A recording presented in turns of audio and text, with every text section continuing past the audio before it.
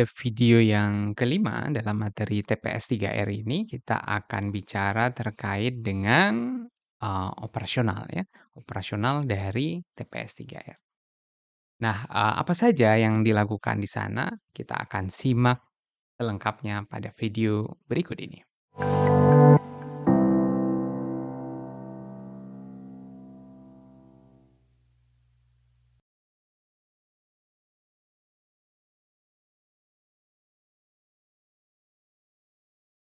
Dalam operasional TPS 3R terdiri dari 4 tahapan utama yang dimulai sejak awal perencanaan hingga kegiatan tindak lanjut. Yang pertama adalah tahap, pelatihan dan pendampingan ya. Tahapan ini lebih didominasi oleh aktivitas, fasilitator untuk melakukan kegiatan pelatihan kepada calon pengelola atau kita sebut dalam istilahnya TPS 3R adalah kelompok swadaya masyarakat atau KSM untuk persiapan pengoperasian TPS 3R. Pelatihan-pelatihan yang dimaksud seperti proses pengumpulan sampah dari, sumber menuju ke TPS 3R. Proses pemilahan sampah saat sampah masuk menjadi berbagai jenis sampah yang diharapkan. Proses pengolahan sampah organik, pengomposan dan seterusnya. Pengolahan sampah anorganik, pemrosesan residu, terlebih pelatihan mengenai kegiatan pendataan, administrasi, pembukuan, hingga urusan manajerial. Nah, banyak pelatihan yang harus diberikan oleh fasilitator tadi. Harapannya fasilitator tidak hanya sesaat dalam melakukan tugasnya. Biasanya membutuhkan waktu 1 sampai 2 bulan agar materi tersebut dapat tersampaikan dengan baik kepada masyarakat. Selebihnya dilakukan pendampingan hingga 3 sampai 6 bulan pada tahap operasional awal TPS 3R. Nah, pada kegiatan yang kedua, tahap kedua adalah pelaksanaan ya. Pelaksanaan penyelenggaraan TPS 3R ini meliputi teknis, operasional, mulai dari penjemputan sampah hingga pengolahannya di TPS 3R. Pembentukan kelembagaan sebagai pengelola, mekanisme pendanaan, seperti menghitung biaya retribusi, hingga pengajuan proposal pendanaan. Nah, pelaksanaan ini perlu dipantau agar dapat berjalan dengan baik. Yang ketiga, pemantauan dan evaluasi. Pada tahapan ini perlu langkah penetapan indikator kinerja. Nah, di sini nih yang paling penting. Untuk menggambarkan apa? Keberhasilan maupun ketidakberhasilan. Jadi jangan ditutup-tutupi. Kalau memang nggak berhasil ya disampaikan ya. Dari kegiatan yang dilakukan oleh TPS 3R ini. Pada tahap selanjutnya, kita akan berfokus pada indikator-indikator kinerja tersebut. Barulah, kita berbicara tindak lanjut dan seterusnya. Nah, 4 tahapan ini menjadi sangat penting dalam operasional di TPS 3R. Eee, Selanjutnya kita bicara, pengolahan, TPS 3R, teknis operasional TPS 3R tersebut dimulai dari pengumpulan pastinya. Pengumpulan sampah dari sumbernya, yaitu dari warga dan berbagai macam, fasilitas publik yang ada di wilayah pelayanan tersebut. Kemudian warga mengumpulkan sampah sesuai dengan jenis yang diinginkan. Keterbatasan saat ini pastinya ya, warga masih menyampurkan sampahnya. Hampir 100% sampah yang dikumpulkan itu dalam kondisi yang tercampur. Ini menjadi tantangan juga dalam, sistem pengolahan sampah yang ada. Nah, menjadi, tantangan dan bagaimana mengubah faktor kebiasaan ini terhadap, pengaruh penetapan retribusi. Apakah semakin mahal biayanya akan semakin patuh atau bahkan merasa dia sudah bayar dan bisa seenaknya menggunakan sistem, tersebut. Nah, tahapan selanjutnya adalah sampah yang sudah dikumpulkan dibawa ke lokasi pengolahan. Nah, di lokasi ini baru dah dilakukan proses, pemilahan yang ada ya, sesuai dengan jenis yang dipersyaratkan. Sampah organik akan mengalami proses, pengolahan dengan berbagai macam metode, pengomposan ya, kemudian sampah daur ulang dikumpulkan untuk kemudian diangkut oleh pihak ketiga yang akan menuju pasar daur ulang Dan sisanya ya berupa sampah residu yang tidak mungkin diproses di TPS 3R, maka akan menjadi kewajiban dari pemerintah daerah melalui dinas terkait untuk selanjutnya dibawa ke tempat pemrosesan akhir sampah atau TPA.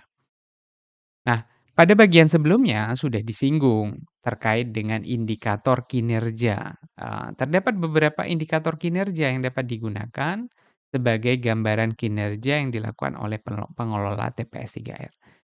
Yang pertama adalah jumlah masyarakat ya. Jumlah masyarakat pada lokasi terpilih yang terlibat dalam penyelenggaraan TPS 3R.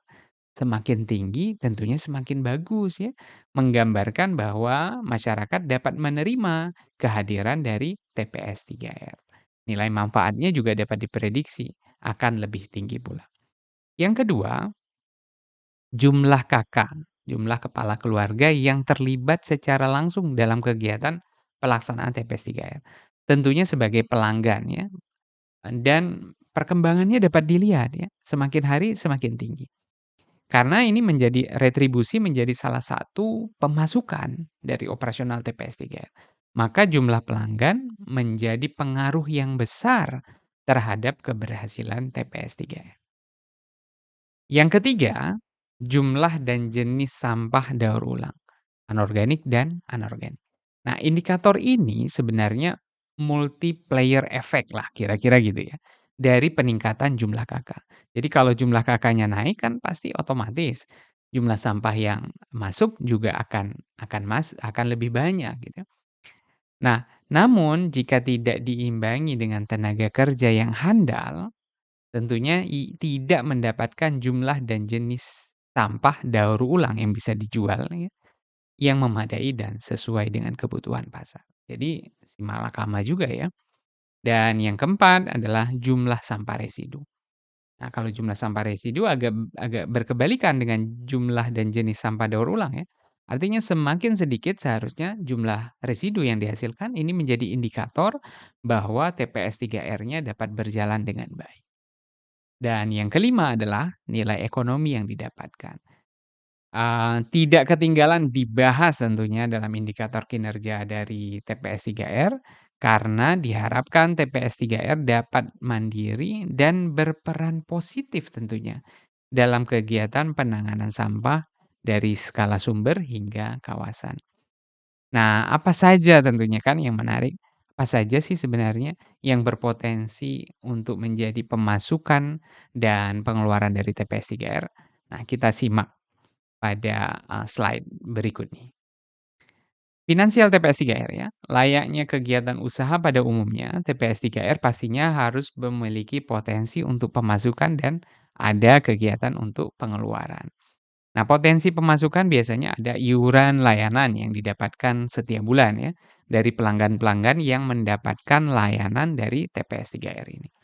Nah, besarnya iuran sesuai dengan besaran aktivitas di sumbernya. Misal, kegiatan rumah tangga akan berbeda iurannya dengan aktivitas lainnya. Misal, rumah makan, sekolah, kantor, atau fasilitas yang lain. Semakin beragam sumbernya, maka potensi peningkatan iuran pun akan semakin tinggi. Selanjutnya apalagi? Penjualan lapak atau barang-barang daur ulang ya, yang bernilai jual yang nanti akan masuk ke pasar daur ulang. Penjualan kompos, penjualan sampah yang lain, ada pelatihan, ada kunjungan yang mau ditetapkan tarifnya, atau berbagai macam potensi pemasukan yang lain. Nah, di sini dituntut kreativitas, inovasi dari pengelola untuk menciptakan pemasukan yang lebih banyak. Nah, tentunya ini akan mensupport ya.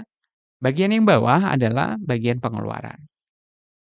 Selain pemasukan, pastinya berbagai pengeluaran yang dimiliki dalam aktivitas operasional TPS 3R diantaranya adalah untuk berbagai macam kebutuhan. Gaji pegawai harus dibayar loh ya, harus secara profesional untuk dibayar. Kemudian bahan bakar, misalnya mesin ya, mesin perajang sampah butuh bensin, butuh solar, beli.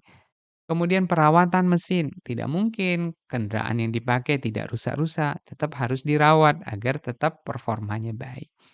Alat bahan produksi, butuh berbagai macam kebutuhan yang ada di sana. pembayaran air, listrik, alat tulis ya, dan berbagai macam, pengeluaran lainnya. Nah, keseimbangan tentunya ya, layaknya usaha seperti yang saya sampaikan tadi, keseimbangan antara pemasukan dan pengeluaran ini akan mewujudkan TPS 3R menjadi kegiatan yang berdampak terhadap pengolahan sampah yang berkelanjutan. Jadi jangan sampai rugi, pinginnya kan kalau usaha pasti untung ya. Nah, demikian materi kita tentang TPS 3R. Pastinya tidak lupa mengerjakan berbagai macam evaluasi yang sudah ditentukan, sudah diberikan, dan tetap semangat untuk saling belajar. Dan insya Allah kita akan berjumpa kembali pada materi selanjutnya. Terima kasih atas perhatiannya. Mohon maaf atas segala kekurangan. Wassalamualaikum warahmatullahi wabarakatuh.